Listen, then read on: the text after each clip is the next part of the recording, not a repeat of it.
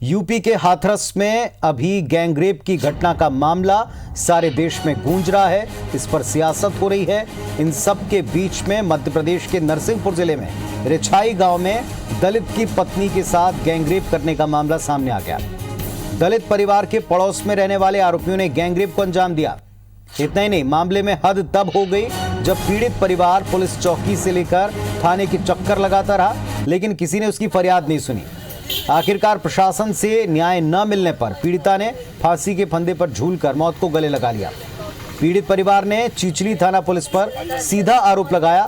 कहा कि पीड़िता और परिजन चिचली थाने गए तो थाना प्रभारी ने शिकायत लिखने के बजाय उल्टा फरियादी को गाली गलौज कर थाने में रात भर बंद करके रखा। सुबह 2000 की रिश्वत लेकर छोड़ दिया। मामले में एक और हैवानियत, पति को रात भर थाने में रखने से पीड़िता ने तंग आकर के फांसी लगा ली, सुसाइड कर लिया।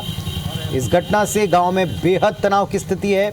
एसडीओपी का यह मानना है कि चिचली पुलिस ने परिजन के साथ अच्छा बर्ताव नहीं किया और इसी के चलते पीड़िता ने मौत को गले लगाया। पुलिस समय पे कार्रवाई करती तो क्या ये बस जाती बहू ने मरती भाई, बहू ने खुद सही में साफ से कही कि मैं मर जाऊंगी। क्या चाहते हैं आप? हम ये चाहते कि जैसी हमारी बहू गई, जैसी सजा मौत। बलात्कार कहाँ पे हुआ? फॉर्म भौचारी गई थी निर्मला और जी। कौन ने किया बलात्कार? परसू बड्डे अनिल। आपको कैसे पता, कब पता चला? पत्नी ने बताई जब उसने फांसी लगाई, जब कुलप्पा साहब ने रिपोर्ट नहीं लिखी। चिचौड़िया चौकी में रिपोर्ट करने गए थे तो उनकी रिपोर्ट नहीं लिखी गई है।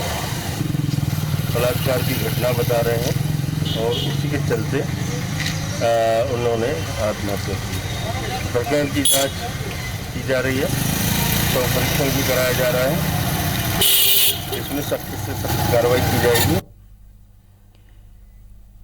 वैसे हाथरस गैंगरेप केस का गुस्सा सारे देश में है। इस पर सियासत भी भरपूर हो रही है, विरोध प्रदर्शन भी जारी हैं और इन सब के बीच मध्य प्रदेश का नरसिंहपुर दरिंदगी की इंतहा पार कर देने वाली वारदात यहां हो चुकी है। कई शहरों में हाथरस केस के विरोध में प्रदर्शन भी हुआ है। नरसिंहपुर में गैंगरेप पीड़िता ने इंसाफ न मिलने पर फांसी लगा ली, खुदकुशी कर ली। दो तस्वीरें देखें, एक तरफ इंदौर में होता विरोध, दूसरी तरफ गैंगरेप पीड़िता ने यहां जान दे दी। सूबा कोई भी हो, सरकारें चाहे जिसकी भी हो, हर एक जगह इंसाफ में देरी या हीला हवाली, मामले पर लीपापोती, लापरवाही, ये पीड़ितों पर भारी पड़ती।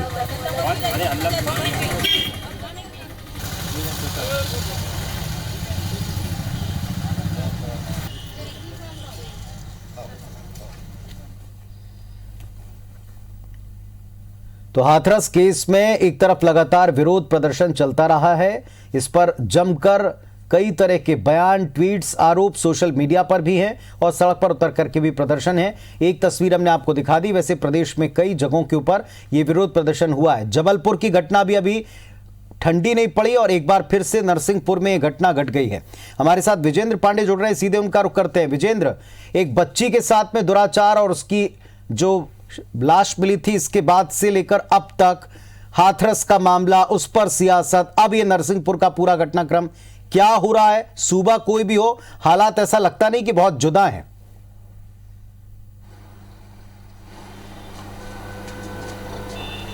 बेशक पुनीत, ये अत्याचार का अतिरेक नहीं तो क्या है, ये दरिंदगी की इंतहा नहीं तो क्या है, और ये जंगल राज नहीं तो क्या है कि तमाम सख्त कानूनों के एग्जिस्टेंस के बावजूद एक के बाद एक बच्चियों को, महिलाओं को, नाबालिगों को शोषण का शिकार बनाया जा रहा है और ये हाथ से थमने का नाम नहीं ले रहे हैं। हाथरस की हैवानियत के बाद जबलपुर में, जैसा आपने जिक्र किया, महज 2 साल की मासूम बच्ची को दुष्कर्म के बाद मौत के घाट उतार दिया।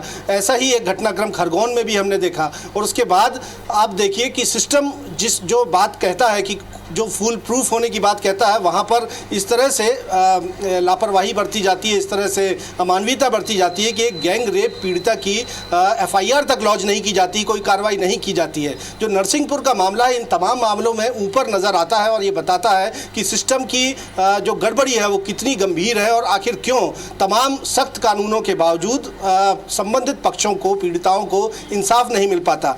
इस घटनाक्रम को अगर हम देखते हैं पुनीत, तो ये जो चिचली थाना क्षेत्र क्षेत्र है, वहाँ के रिछाई गांव का ये पूरा घटनाक्रम है। एक दलित महिला के साथ पड़ोस में रहने वाले 3 आरोपियों के द्वारा गैंगरेप किया गया और गंभीर बात यह है कि 2 दिन तक गैंगरेप पीड़िता अपने पति के साथ अपनी दरख्वास्त लिखवाने के लिए, अपनी FIR लॉन्च करवाने के लिए थाने से लेकर चौकी तक एक करती रही, गुहार लगाती रही, लेकिन उसकी FIR लॉन्च नहीं की गई। और गंभीर बात यह है कि महिला का पति जब दबाव बनाते हुए एक उसने इंसाफ की मांग की, चीचली थाना पहुंचकर पहले तो उसे चौकी से यह कहकर भगा दिया गया कि चौकी स्तर पर FIR ही लॉन्च नहीं की जाती, और उसके बाद जब वो चीचली थाना पहुंचता है तब वहां उसके साथ बदसलूकी की जाती है। मिथ्या आरोप लगाने का आरोप उस पर ही लगाया जाता है कि वो अपनी व्यक्तिगत कोई दुर्भावना भुंजाने के लिए अपनी पत्नी से दुष्कर्म का झूठा आरोप लगा रहा है, और उसके बाद उसके साथ बदसलूकी की जाती है, गाली गलौज की जाती है। रात भर थाने में उसको अवैध तरीके से हिरासत में रखा जाता है और सुबह उससे 2000 रुपये की रिश्वत लेकर छोड़ा जाता है।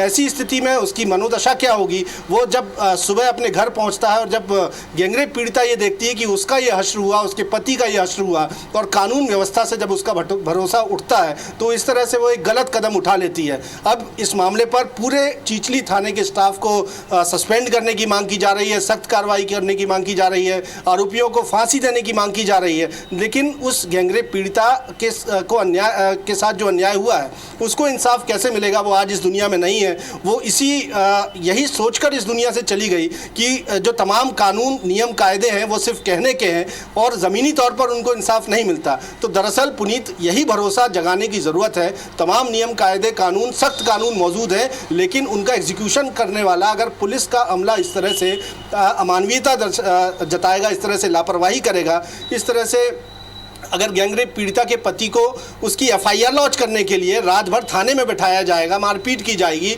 उससे रिश्वत ली जाएगी, तो आखिरकार इंसाफ कैसे मिलेगा? कानून का राज कैसे स्थापित होगा? यही वजह है कि जंगल राज जैसी एक स्थिति है जिसको लेकर समाज मुखर है। लगातार फांसी देने की मांग आरोपियों को की जा रही है, लेकिन सबसे बड़ी ज़रूरत है उन तमाम पुलिसकर्मियों पर भी सख्त कार्रवाई करने की जो कानून का मखौल उड़ाते हैं और कानून के प्रति जो लोगों में एक विश्वास पैदा करने की सबसे बड़ी जिम्मेदारी ऐसे ही जमीनी तौर पर पुलिसकर्मियों की होती है। लेकिन यदि पुलिसकर्मी इस तरह का बर्ताव यहाँ पर करेंगे, उन दावों का भी क्या हुआ समझ में नहीं आता, जब बार बार कहा जाता कि रूट लेवल पर काम करने वाले पुलिसकर्मी, स्टाफ, थाने के लोग, उनको ऐसे मामले में बेहद संवेदनशील होना चाहिए। जरा सी चूक, जरा सी अनदेखी, लापरवाही, छिपाना, लीपापोती, ये भारी पड़ सकती है, जैसा इन केसेस में दिखाई पड़ रहा है। चाहे जबलपुर का मामला हो, चाहे नरसिंहपुर का मामला हो, चाहे हाथरस की स्थिति हो।